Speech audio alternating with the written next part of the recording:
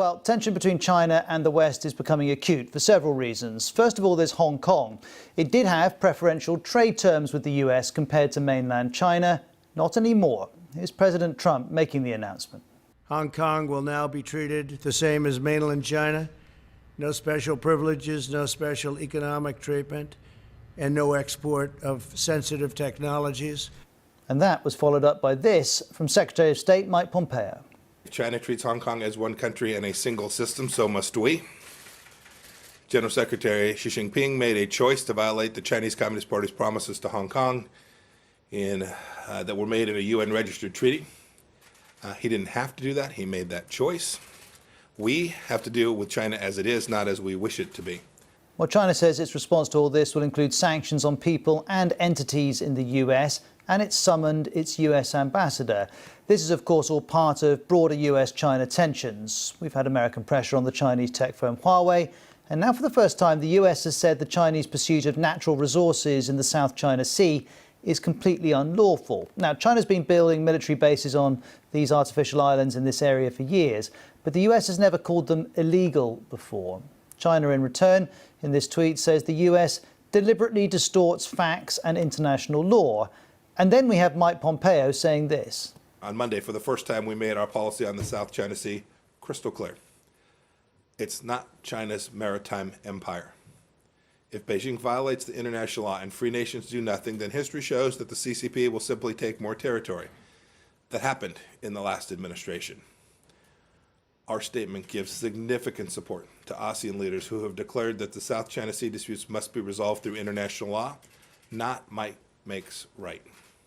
What the CCP does to the Chinese people is bad enough, but the free world shouldn't tolerate Beijing's abuses as well. Well, on all of this, here's Gary O'Donoghue in Washington. This relationship is spiralling downwards and spiralling out of control in some ways. The kind of yelling that's going on from Washington and Beijing at one another now has reached a particular pitch in the last few weeks, I think, with these two great powers really in a standoff with potentially really serious spark points, not least in the South China Sea, where the US, of course, is conducting what it calls freedom of navigation exercises. It did one just yesterday with a destroyer sailing through some of those disputed waters to prove to China that it wouldn't accept its territorial claims in the area. Well, next let's talk about Huawei. It's a Chinese tech giant. Yesterday we told you about the UK excluding it from all parts of the UK's 5G mobile networks because of security concerns. Well, China now says the ban is groundless. Have a listen to the Chinese ambassador to the UK. I think the trust is a serious damage between the country level, between the government level and among the businesses. And then note the tone of this from the Chinese Foreign Ministry. In the end, this is a big world, and the United Kingdom is only a small part of it. Ultimately, this ban will not stop Huawei from prospering.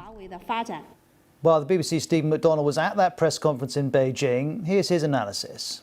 The real point to come out of this press conference today was that the Chinese government is saying it doesn't really know whether it's safe to invest in the UK anymore. Specifically, they're saying that Chinese companies should be weighing up what they're describing as the political risk of operating inside Britain. So definitely a lot of pressure between London and Beijing over this decision. And, you know, Beijing's saying it's going to safeguard the interests of its companies somehow or other. We just don't know exactly what that will mean, though, in terms of, actual reprisals. So, pressure on the UK from Beijing, but bear in mind before the decision on Huawei, there had been severe pressure on the UK from Washington, not least because of US sanctions, which will make it harder for Huawei to manufacture its own microchips. That was a fact that exacerbated the UK's security concerns leading into yesterday's decision. And then on Huawei, there's more from the Americans. Here's Mike Pompeo. The United States has a Huawei announcement of our own today. The State Department will impose visa restrictions on certain employees of Chinese technology companies like Huawei that provide material support to regimes engaging in human rights violations and abuses globally. So Hong Kong, South China Sea, Huawei, these are all stories demonstrating the sharp deterioration in China's relations with the West. All very different to back in 2017 when President Trump welcomed President Xi and his wife to Mr. Trump's Mar-a-Lago estate in Florida. Go back to 2015. Here you have President Xi enjoying a pint in an English pub with David Cameron. But evidently things have shifted. Here's Stephen McDonnell again. China is fighting so many Western countries at the moment on so many fronts. You do have to wonder when something has to give. I mean, sure, this is a big, powerful economic juggernaut of a country, and it knows that people have to, sit up and listen when Beijing speaks to them. However, you just look at the fights China's having with the US, Canada, Australia, Britain, France, the list goes on. And the thing is that the global economy is so integrated these days that the West needs China and China needs the West. I think everybody knows this ultimately. It's just that somehow or other there's going to have to be a path forward. At the moment, though, it's so hard to see what it is, given that there are, just like I say, fighting over the South China Sea, trade, the coronavirus, threats going back and forth, more sanctions. It's just hard. It really is hard to see at the moment what it will take for China to get back on a sort of normal footing, if I could put it to that way, with the West. Well, let's step back and look at this further from China's perspective. Rebecca Harding is the author of The Weaponization of Trade. China plays a game of strategy, so it's not necessarily worrying about winning, it's worried about gaining influence and so on. So in this situation, what we have to worry about is that the two sides are misunderstanding each other, and therefore you've got the huge potential for miscalculation. In the end, what this is about is the influence over an economic space. It's about economic conflict, if you like, rather than direct military conflict. And that's always risky because for as long as you've got countries behaving in a more nationalistic way, for as long as you've got countries behaving in this kind of more antagonistic way, trade is a dangerous weapon. Well, we always like to look at these major global stories from a number of perspectives. Next, let's get the analysis of Jiayun Feng from BBC Chinese in Washington, D.C. It's certainly getting very difficult for China. We're seeing the situation, which is China versus the rest of the world in many forms. China is being attacked here. The government has pledged to take countermeasures to retaliate sanctions and limitations related to Huawei, Hong Kong, largely coming from the US. So one of the options Beijing might have right now is to impose sanctions or put US companies on a blacklist. But the problem with that is US tech companies like Apple and Microsoft, they are already deeply embedded in Chinese people's daily life. So this move is going to hurt China's interests as well.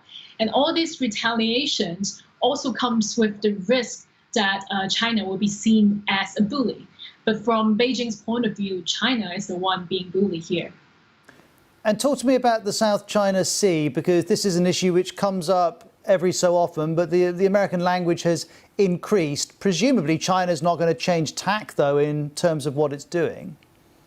Indeed, today we heard from Secretary Pompeo that the U.S. will use all available tools to support Southeast Asian allies with regard to South China Sea and China's territorial claims there. And in China, this will be seen as yet another attempt from the U.S. to bring China down. And among all the China-bashing rhetoric and policies coming from Washington these days, this one would have the potential to provoke the strongest response, because two countries can argue all about trade disputes, Hong Kong or Xinjiang, but South China Sea is about territory. And the two countries' navy have had some pretty tense interactions here. So countries could really go to war over all these seemingly insignificant rocks.